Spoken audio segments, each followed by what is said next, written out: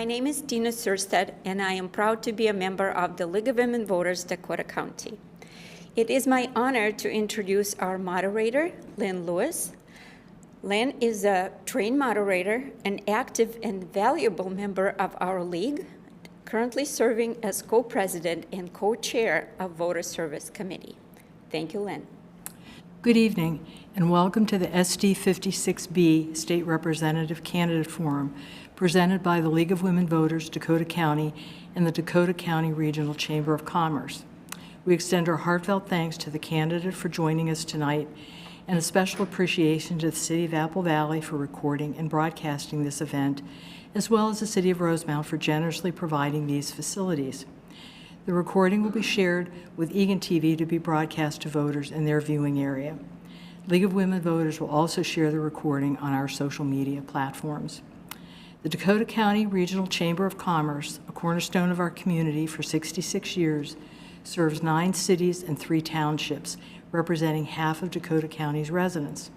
The Chamber is dedicated to advancing both business and community through initiatives like this Candidate Forum. We're grateful for their collaboration with the League of Women Voters Dakota County in hosting this event.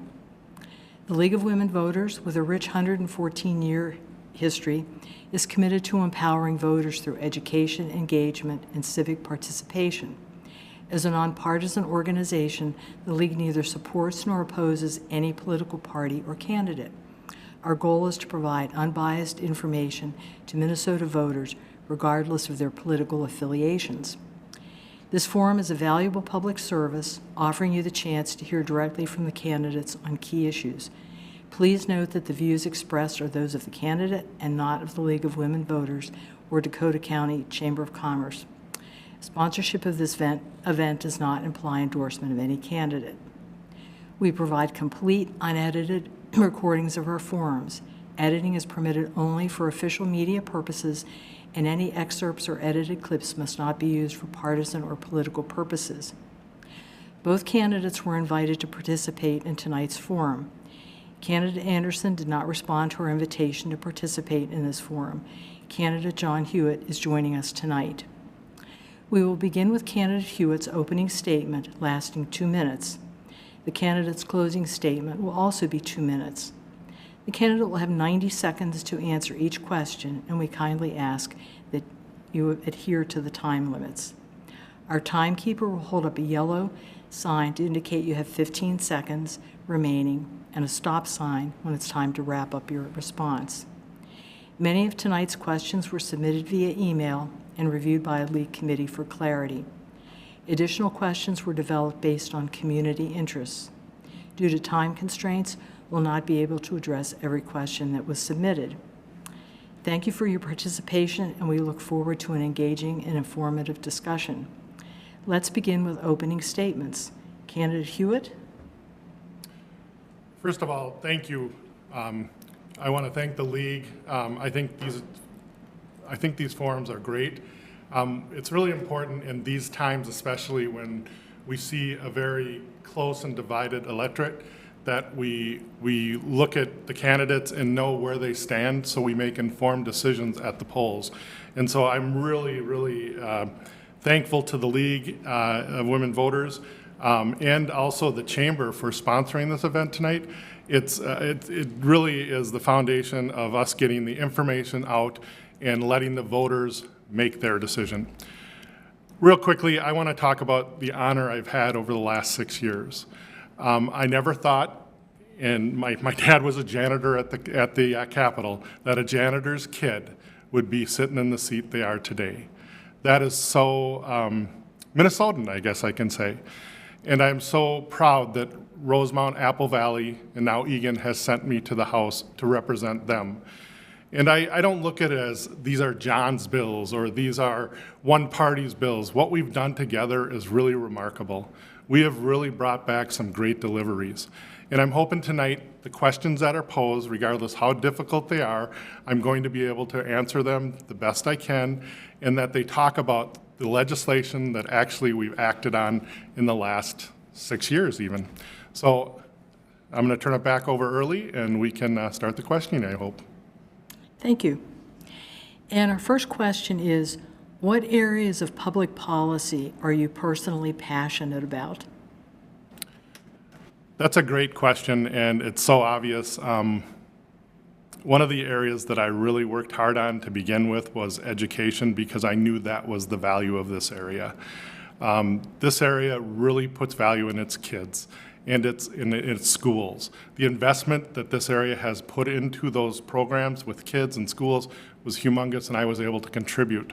And we were able to bring back a lot of funds to this area, more than we ever have seen before. But that wasn't just John, that was all of us working together. You told me what you wanted, I went and delivered. The other part that it's no secret that I'm big on is emergency medical services. That was my life, that's where I came from. And when I got into the House, I noticed a problem wasn't being taken care of.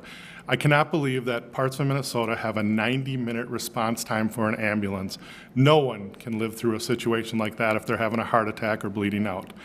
I put this forth to make sure that we change that, and we did this year. I am excited to say that I and my colleagues and you delivered the first office in the country of emergency medical services that reports directly to the governor.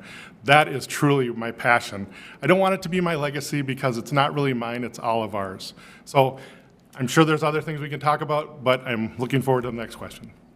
Okay, thank you. And our second question is, what's one piece of recent legislation that you think will most impact your constituents, and why do you support it or oppose it? The EMS one will definitely impact my constituents. I can't believe how many of my constituents. We live in a real good space. We have great services. We have great police. We have some really neat things, and so EMS will impact them. But one that I did this year, which I think is really great, as we see that public safety is brought to the forefront and things that we've done here together, like I was able to secure land for the new police station here in Rosemount, but also in Apple Valley, Eagan, and Rosemount, we were able to deliver over a few $1 million to each police station so they can make the changes they need. On top of that, Rosemount, I know, and I believe Apple Valley is one of them, is also going to experience what we kind of call a LELO program. It's the late entry into law enforcement, where a police officer that maybe wants to change a career, not a police officer, but an individual that wants to change a career late in life, like maybe at 35, 40, they have a 4-year or 2-year degree, they can now go and take just the police classes, which is great. And so with that, we have 2 officers I know that this chief here in Rosemount has sent to that program, and I'm looking forward to seeing what that does, because that will put more public safety on the streets, and that's what we need. Thank you. And for our third question, as a member of the legislature, what measures, if any, would you support to reinforce or ensure voter confidence in our elections? That's a big and great question, and we need to work on that, because these last years, a lot of doubt has been cast. And I was on state government, which actually has the elections committee underneath it, and we looked at a lot of these things, at what we can do to tighten this up. Minnesota really is at the forefront. Everybody says, oh, they don't have paper ballots, they don't do this, these machines. I have to tell you, and even people from the other side have come to me and said, I don't know how you could cheat here. We have paper ballots, we have a machine that counts, and we have excellent, from both parties, election judges that really give it all. They volunteer, they come in, and when we're talking about fraudulent elections, we're talking about these people, your moms, dads, uncles, aunts that are working at the election polls. And I really got to give it to them. We don't have that many cases in Minnesota that are fraudulent or that are prosecuted. And I don't want to go into the ones that we did have last year, because there were a very small amount of them, but you would be really surprised and heartbroken if I told you who they were, because they're not what you're hearing about. Most mistakes at an election poll are made in a mistake. It's made by somebody that didn't know. I believe our election judges are trained. I believe that our Secretary of State stays on top of this. And if not, the other party definitely stays on top of it and keeps it straight. So I think we're there. We can always do more, and I look forward to the citizens coming together and working on this. Thank you. And our next question is, the Minnesota legislature passed a law requiring use of electricity from carbon-free sources by 2040. What additional steps should be taken by the legislature regarding climate change? The 2040 law, I think it's a real aggressive law, and I hope we can do it. But we don't have the technology today to get there yet, and I know my colleagues and I went back and forth on this. We all have a part of this. We all have to look at, what we're doing to our environment that is there that we can change. And if you talk to I'm going to screw this up, what's this next generation? I can't think about it offhand, but it's the one that just is there now. You talk to them and they have ideas, and maybe that's where we have to go. It's not just this, it's that and then some. We're going to probably not be able to get rid of fossil fuels tomorrow. They're going to be here for a while, and we need them here for a while. But like our own plant, Flint Hills, out east of town here, they're constantly working on experiments and constantly in the lab of how we can use cleaner burning fuels and what we can do to make that happen. Because let's face it, they don't want to go out of business, and they're doing everything they can to prevent that. So I take offense that, the oil guys are always the bad guys. They're not. And I think that working together, again, collaboratively, that's what we have to do. Thank you. And our next question is, what should be the legislature's role, if any, in determining school curriculum and what is taught in classrooms throughout the state?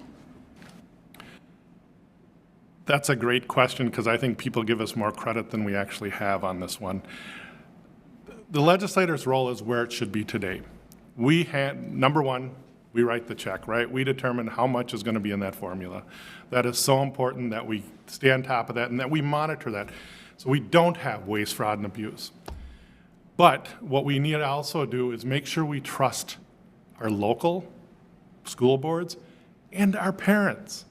Our parents, and I get so frustrated when I hear parents say, I don't have any say. You do. It's called curriculum development nights. And our own district here has them. And I encourage people to take advantage of that. I think that the legislators get a lot of credit for what happens up there, and we don't have that. That's not what we're there for. We're not there to say, you have to study this curriculum or this political science platform. We're there to say, you need so many units of this and this and this. And that's what we're there for. The rest should be up to the locals and their parents, their teachers, and the school board curriculum setup. I just have a big issue with this. And if you don't believe that's not happening, and I want to tell the parents of this district especially, go to a classroom, observe. It's amazing. It's amazing what our teachers are doing. And if you want to change it, get involved. Don't do it from the sidewalk. Get in there, get involved. I know the superintendent's going to call me after this, so all right, we're good. Thank you. And our next question, how would you solicit input from your constituents on issues that come before the legislature?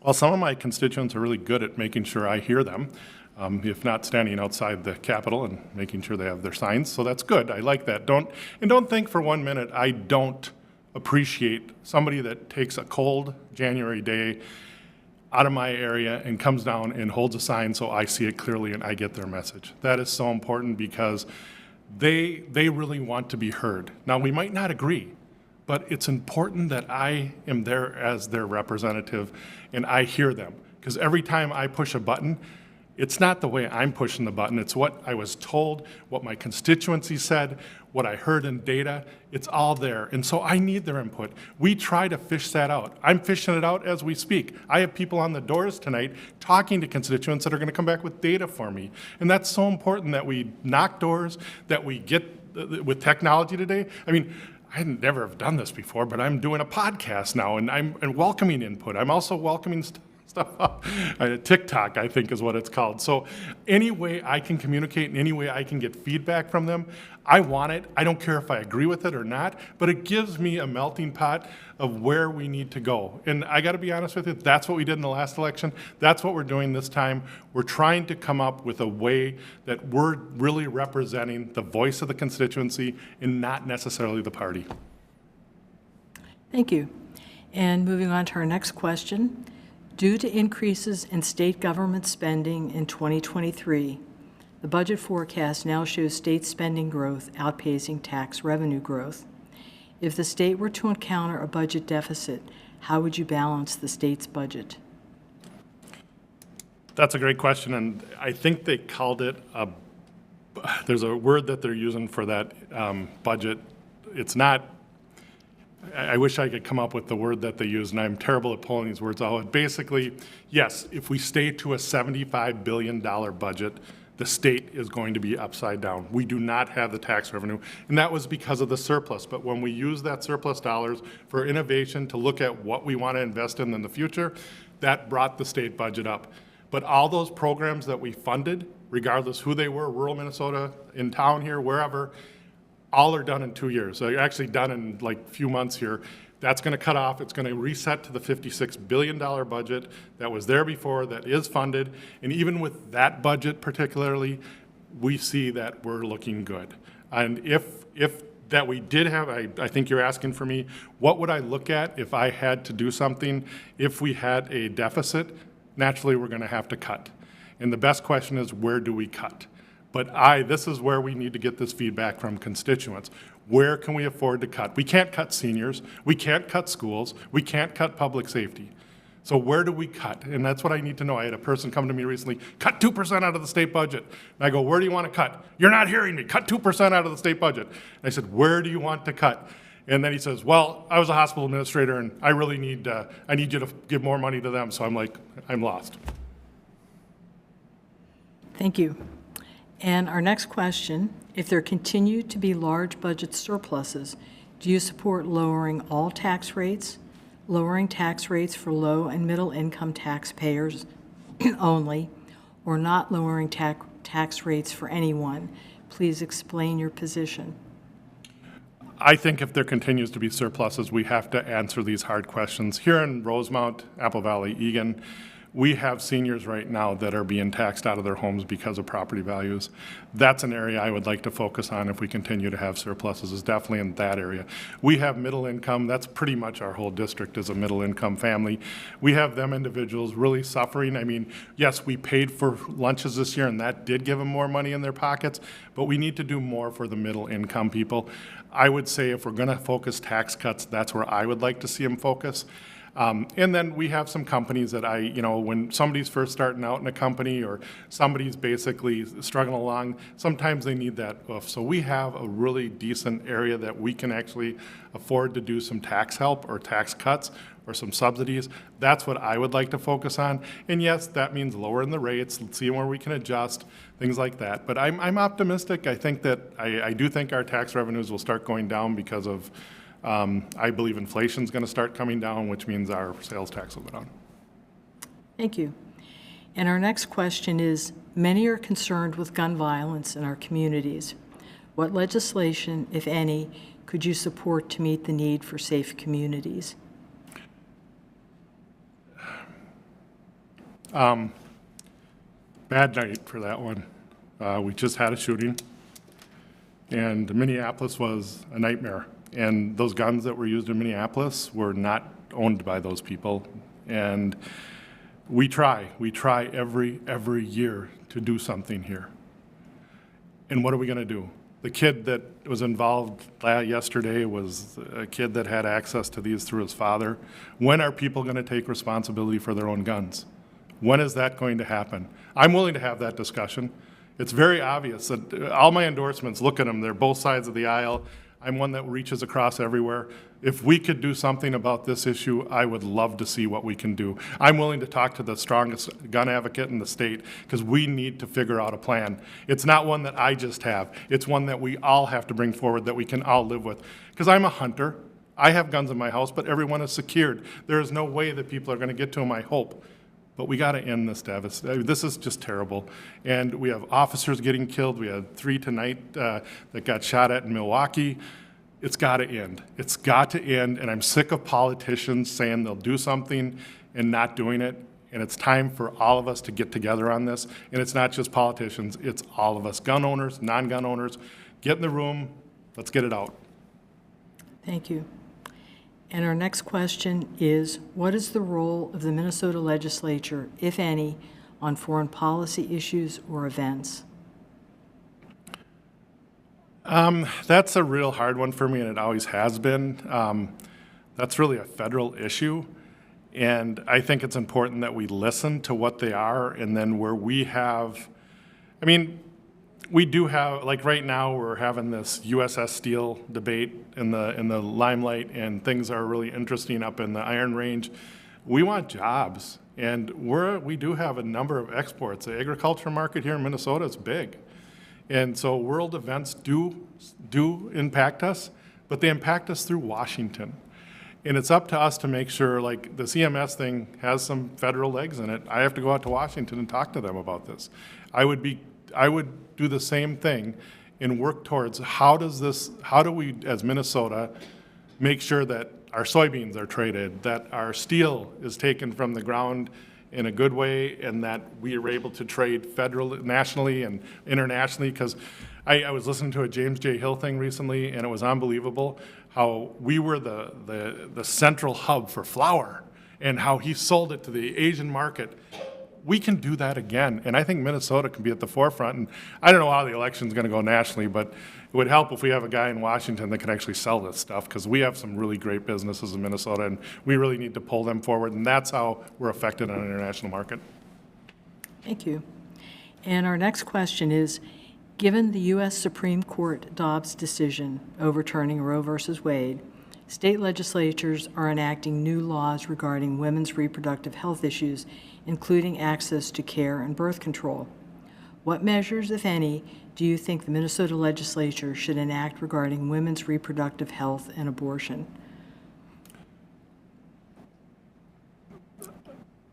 We did some really good measures this year to protect you, women of the district.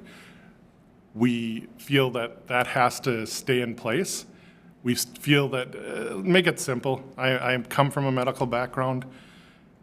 No one should have a decision of what happens in that exam room except for you and your doctor, as long as the doctor is acting legally and ethically.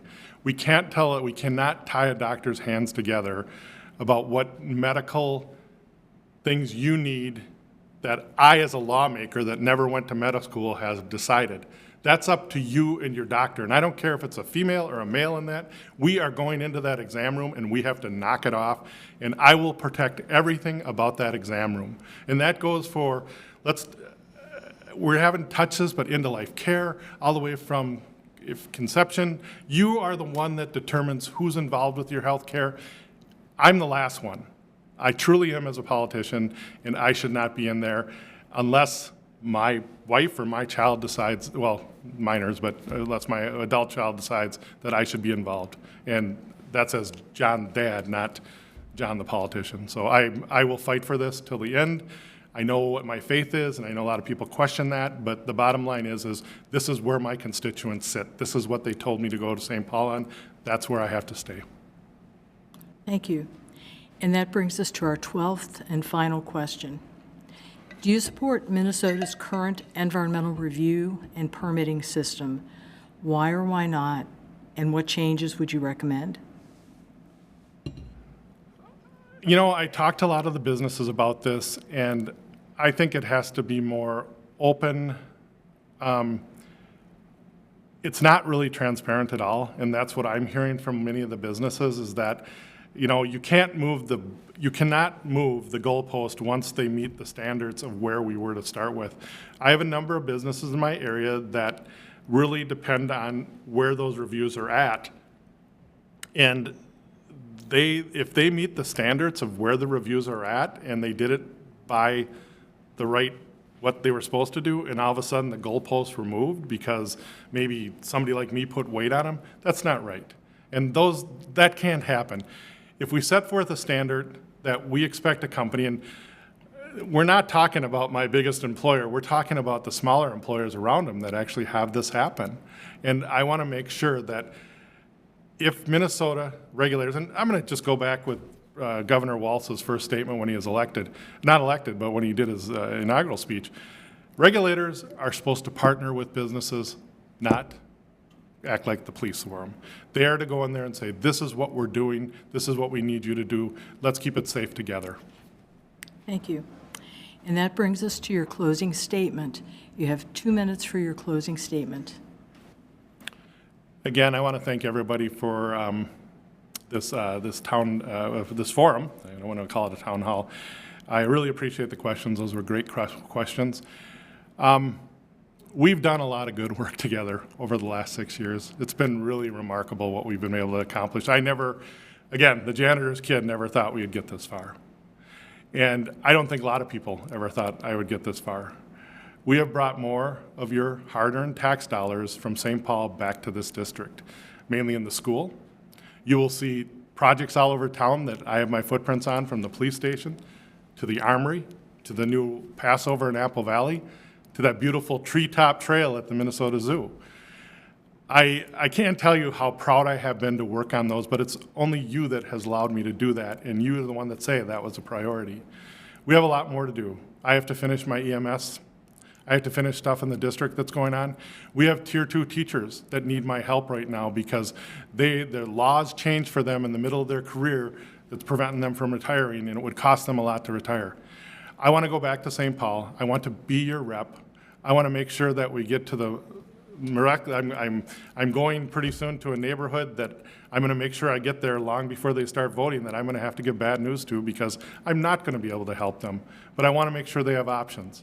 So I really enjoy working with you. I really enjoy being your rep. I think if you go to my website, hewittforhouse.com, you will see who else supports me. In this time that we have a lot of conflict, I believe it's 40% or 48% of my bills are signed on by Republicans. If you look at my endorsements, those are not just Democratic and labor union endorsements. They come from everywhere, from police to Republican-leaning organizations. I've done a good job, and I hope that you can see that, and I hope that you send me back to St. Paul. Thank you. And that concludes our candidate forum.